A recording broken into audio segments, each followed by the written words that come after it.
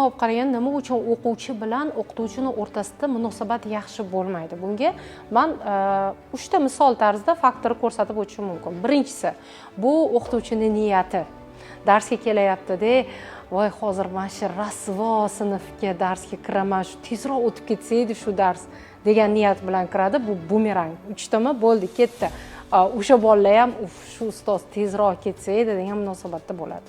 Ikkinchisi, bu o'qituvchini aynan o'quvchilarni shaxs sifatida qabul qilmasligi.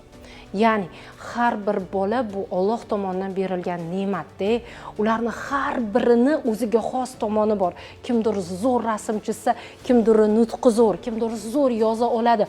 Mana shu o'ziga xosligini aniqlab, ularni mana shu boricha qabul qilishni o'rganishi juda ham muhim.